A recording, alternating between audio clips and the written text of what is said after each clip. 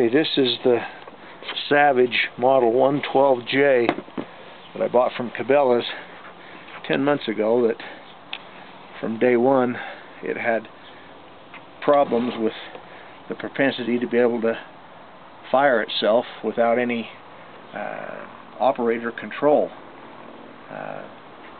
Cabela chooses not to do anything about the problem with the gun. In fact, they won't even let me bring it in the store. They say it's too unsafe, and yet it was in the store for me to buy, and they sold it to me.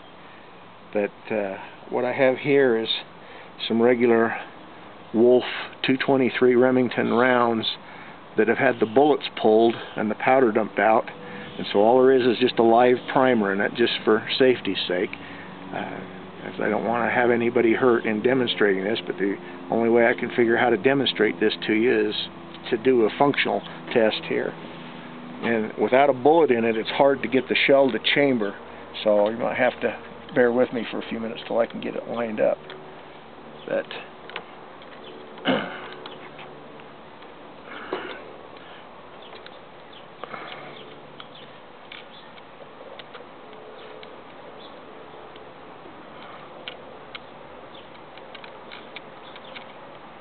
when you close the bolt like you would on a normal rifle, it goes off all by itself. And you notice I don't have my hands on the trigger.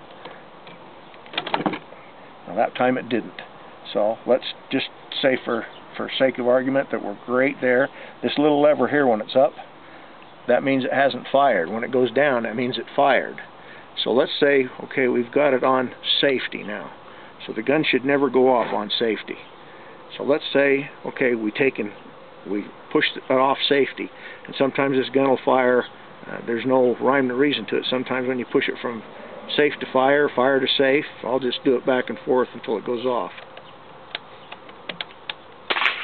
There you go, all by itself. Just from going from fire to safe and back and forth, the gun goes off by itself. So that's.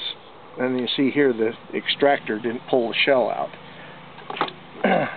We'll see if we can get it to fire just by closing the bolt. Oop.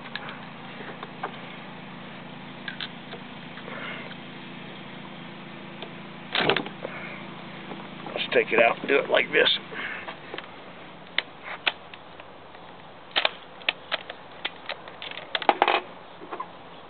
Like I say, sometimes the propensity here is,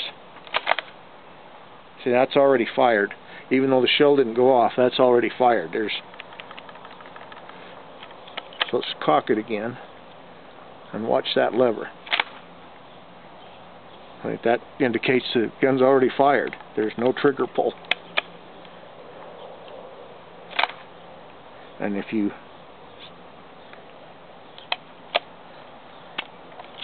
are lucky enough to get around in there and not have it go off,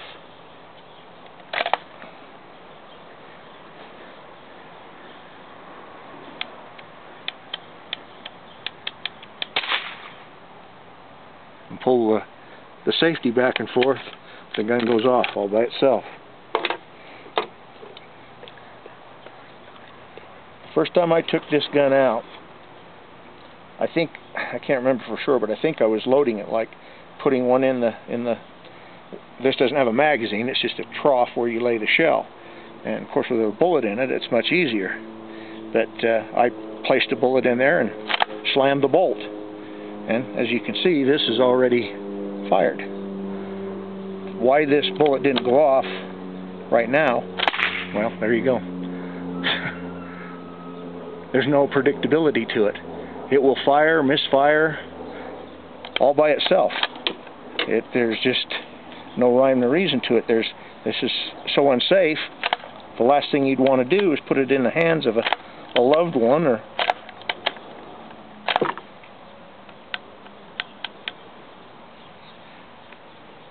anyone else that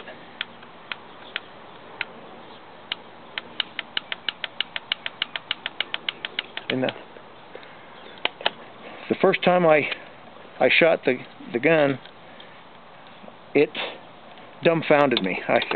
I couldn't figure out for the life of me what was going on, and luckily I had it pointed down range where nobody was harmed.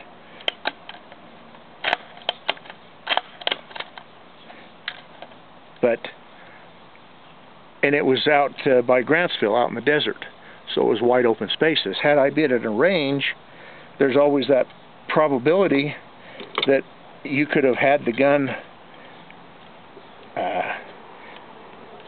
up in the air like this, just bringing it over to the target and flip it off safety and have the gun go off. And there's no rhyme or reason. So, well, they won't go off now because it's already off. Let's do it this way. So you've brought the gun up, now you got a shell in it, and you get ready to fire. Click from safety to set it down into your rest, and the gun goes off and you shot a hole in the roof. Or you've shot somebody.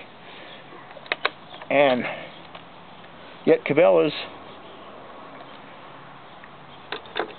forbid me to bring the gun back into their store because they say if the gun is that unsafe, they won't allow it in their store. And when I bought the gun, they took it back in the back room and said that I asked if I could have somebody check the gun out because they had, well, there again, bingo, put a shell in it, close the bolt, bang. I asked if I could have somebody check it out, if they had a gunsmith or someone qualified to look at it, because they had this bolt all strapped down with black plastic ties, so you couldn't open the bolt, you couldn't pull the bolt out of the gun and even look down the bore to see if the bore was clean. I asked them if I could have the ties removed, and they said no, it was against company policy, store policy. They wouldn't allow that. And that's when I asked, do you have a qualified gunsmith or someone that can look at it and tell me if the gun is good, shootable condition, or and they says, well, give them a few minutes and they'd look at it. Well, as it turns out now, I find out that Cabela's does not have a qualified gunsmith. They have people that can install scopes, mounts, and maybe sling swivels, and that's it. And another thing this gun has the propensity to do is if you gently, just very gingerly, close the bolt on a live round and you bump it, it goes off all by itself. What I'm saying in here is,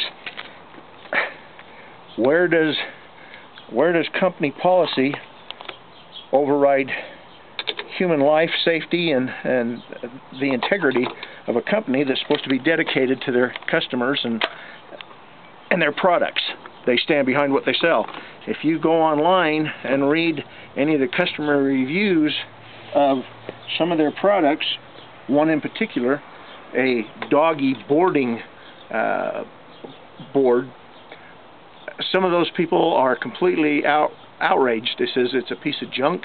We've had it for a year. It's rusted up. It doesn't do the job, and they're sending it back to Cabela's, and Cabela's is accepting it. They're accepting it. They're saying, okay, fine, there's something wrong with it. We'll fix it, or we'll give you your money back. What's the difference between that doggy boarding rack for a boat, so your hunting dog can climb up by herself and get in the boat, and this rifle? I don't remember any other rifle on their rack that was strapped down like that.